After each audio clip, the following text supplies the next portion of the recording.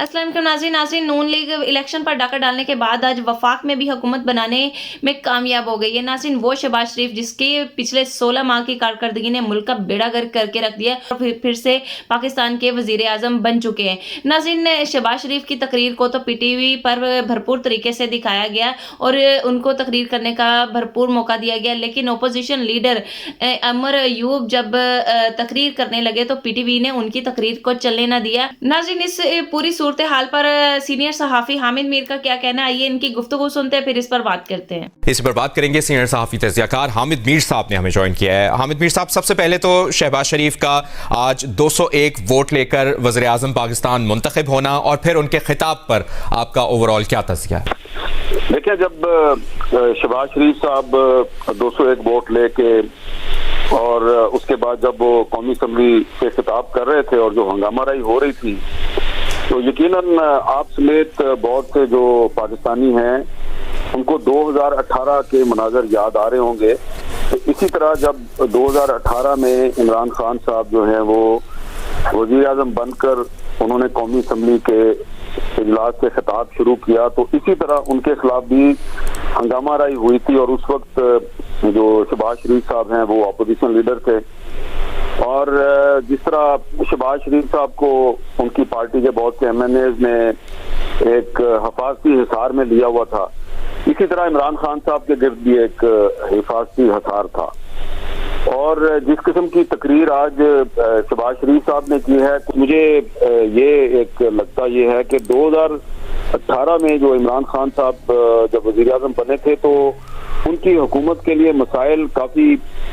देर के बाद पैदा होना शुरू हुए थे, तकरीबन 2.5-3 साल के बाद। लेकिन आज अगर आप गौर करें तो जब शहबाज शरीफ साहब जब खिताब कर रहे थे तो उनका जो लबो लहजा था बज़ाहिर तो उसमें काफ़ी एतमाद नज़र आ रहा था, लेकिन उनका जो कंटेंट था, जो उन्होंने जिन नुकात पर गुफ्तगू की, तो उन पर अगर आप गौर करें तो ऐसा लगता है कि उन्हें एहसास है कि उनके आगे काफ़ी मुश्किलात के पहाड़ खड़े हैं। और सबसे जो अहम मुश्किल उनको ये होगी कि ये जो एक नई उन्होंने एक हुकूमत बनाई है, इस हुकूमत के तमाम जो पार्टनर्स हैं उनको साथ लेके चलना एक बहुत मुश्किल काम होगा। आप ये देखिए कि पिछले 2-3 दिन में मुस्लिम लीग नून की जो आला क़यादत है उसने पूरी कोशिश की कि JUI के रहनुमा मौलाना फजलुर रहमान साहब जो हैं वो उनके साथ आ जाएं और नवाज शरीफ साहब कल खुद जाती तौर पे उनके पास गए, लंबी मुलाकात हुई, लेकिन मौलाना फजलुर रहमान साहब जो हैं उन्होंने आज वज़ीर आज़म के इलेक्शन का बायकाट किया। इसी तरह अख्तर मैंगल साहब जो हैं वो जो पिछले साल तक शहबाज शरीफ साहब की जो कोलिशन गवर्नमेंट थी उसमें वो उनके कोलिशन पार्टनर थे, उनकी पार्टी के पास 2 वजारतें थी। आज अख्तर मैंगल साहब ने ना तो शहबाज शरीफ साहब को वोट दिया, ना ही उमर अयूब साहब को वोट दिया। तो इसका ये 2 चीजें बड़ी सिग्निफिकेंट हैं, इसलिए कि जो मौलाना फजलुर रहमान साहब की पार्टी है वो खैबर पख्तूनख्वा और बलोचिस्तान में उसके रूट्स बड़े गहरे हैं और अख्तर मैंगल साहब की पार्टी जो है वो बलोचिस्तान की एक अहम पार्टी है, खास तौर पे जो कोस्टल बेल्ट है उसमें उसके रूट्स बहुत गहरे हैं। और अब बलोचिस्तान में मुस्लिम लीग नून और पीपल्स पार्टी की एक कोलिशन प्रोविंशियल गवर्नमेंट जो है वो बन गई है, जिस पर के जो कौम परस्त हल्के हैं उनके काफी तहफ़्फ़ुज़ात हैं और JUI के भी तहफ़्फ़ुज़ात हैं। तो अब भले पीपल्स पार्टी जो है वो ये तासुर दे कि मरकज में वो काबीना का हिस्सा नहीं है, लेकिन हकीकत ये है कि पीपल्स पार्टी मरकज में और बलोचिस्तान में मुस्लिम लीग नून की कोलिशन पार्टनर है और मुस्लिम लीग नून की कामयाबी पीपल्स पार्टी की कामयाबी होगी और मुस्लिम लीग नून की नाकामी पीपल्स पार्टी की नाकामी होगी। तो इसलिए अब पीपल्स पार्टी की जो क़यादत है उसको एक चैलेंज का सामना है कि वो ये नहीं कह सकेंगे कि अगर नवाज शरीफ साहब नाकाम हो गए या पाकिस्तान में कोई महंगाई का एक नया तूफान आ गया तो उसकी जिम्मेदारी सिर्फ मुस्लिम लीग नून पे है, पीपल्स पार्टी भी उसकी इक्वल रिस्पॉन्सिबल होगी। तो इसलिए अब ये जो आज जो कुछ भी हुआ है असेंबली में, तो ये मुझे 2018 का एक्शन रिप्ले नजर आ रहा है और इसमें अगर शहबाज शरीफ साहब को आगे बढ़ाना है या पाकिस्तान को आगे बढ़ाना है तो सबको इनके पीछे खड़ा होना होगा, लेकिन लग नहीं रहा जिस तरीके से शहबाज शरीफ साहब के 2 जो साबका पार्टनर्स हैं मौलाना फजलुर रहमान और अख्तर मैंगल वो उनके साथ खड़े नहीं हुए। तो लगता ये है कि आने वाले दिनों में जब हुकूमत कुछ सख्त फैसले लेगी तो जो आज जिन लोगों ने शहबाज शरीफ साहब को वोट दिया है, हो सकता है कि वो कोई ऐसा फैसला लें कि जिससे शहबाज शरीफ साहब के लिए मुश्किलात पैदा हो जाएं। तो काफी एक मुश्किल सूरत हाल है। तो मुझे तो आज जो सूरत हाल मैंने देखी है उसमें खास तौर पे मौलाना फजलुर रहमान का और अख्तर मेंगल का शहबाज शरीफ साहब के साथ खड़ा ना होना, ये मेरे लिए काफी तशवीशनाक है। गैर जरूरी तौर पर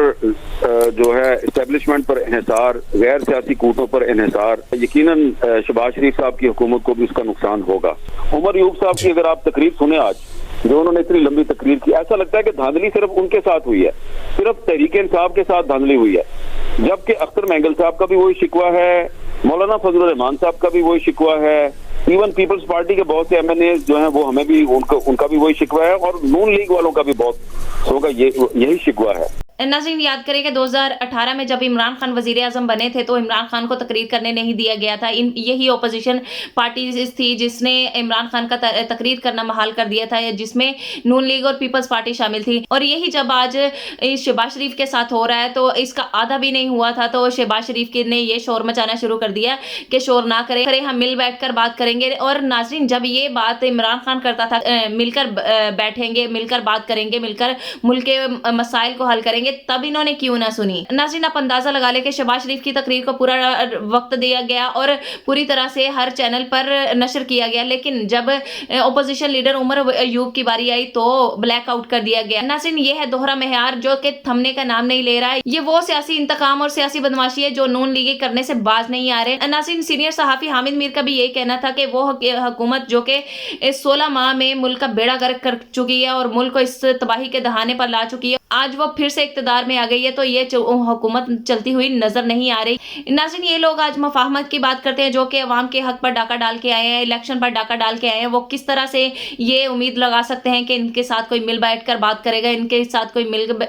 मिलकर चलने की कोशिश करेगा। नाज़रीन, यहाँ पे मुफाहमत की नहीं, यहाँ पे इनकी मज़ाहमत की ज़रूरत है। और नाज़रीन, इमरान खान का भी यही कहना है कि हम मिलकर काम करने के लिए तैयार हैं, लेकिन उसके साथ नहीं जो कि अवाम के हक पर डाका डालता है, अवाम के पर जुल्म करता है। और सबसे बड़ी बात यह कि कानून और आइन का मजाक उड़ाया जाता है और अवाम के साथ इलेक्शन और वोट के नाम पर मजाक किया जाता है, अवाम का मैंडेट चुराया जाता है। ये हुकूमत किस तरह से ये उम्मीद लगा सकती है कि इनके साथ मुफाहमत से काम लिया जाए, जबकि ये चोरी शुदा मैंडेट के साथ हम पर मसलत हुई है। नाज़रीन, आपका इस बारे में क्या कहना है? अपनी राय का इजहार भी जरूर करिएगा और चैनल को सब्सक्राइब जरूर करिएगा।